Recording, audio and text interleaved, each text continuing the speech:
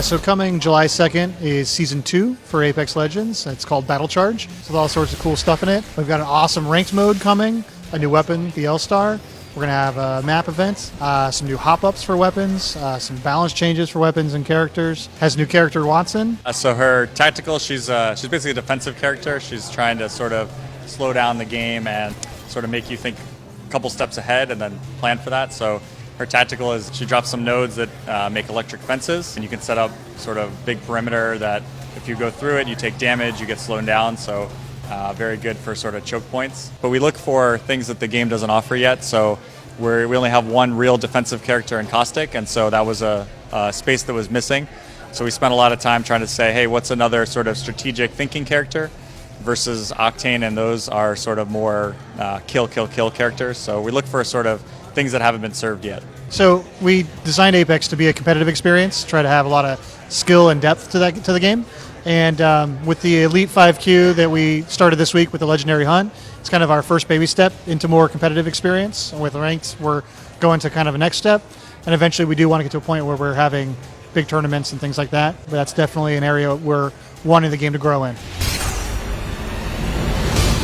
It has 6 different tiers from Bronze all the way up to Apex Predator. It'll be a completely separate queue, so you go in, you get match made versus players of equal skill. And then depending on your placing and kills, you'll get more points and you'll move up the ladder. And so it's just sort of a long-term sort of find out who's the best player in Apex. We hope that at the end of the season there's a nice battle between the top Apex ladder and kind of seeing who's really number one. So Battle Pass is a big learning for us. So we listened to a lot of community feedback for Season 1. It made a lot of improvements. So I think the biggest one for us is challenges. We've added daily and weekly challenges. We're adding 3 new legendaries, Octane, Caustic, and a Spitfire. We're reducing the overall time that it takes to get to level 100, and casual players should be able to make a lot more progress in a lot less time, so it should feel much better. And then we're also putting in crafting medals. That was a big ask from the community. So we wanted to make sure that you could get 1,200 crafting medals, you could get that legendary that you really wanted by the end of the season. So those are all sort of community-driven big changes.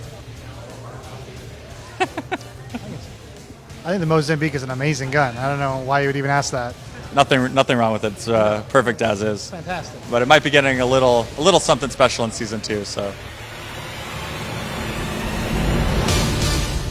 when we released Apex, we released it as a live game. It's not a thing that we're now working on Apex 2 or thinking about sequels down the road. This is the game, and we plan to work on it for years. We have other stuff that we're just now getting started that's not going to come out for over a year. We have a good idea of what's coming, but we also are taking a lot of cues from the community and how players interact with the game to determine what's the right step along the way.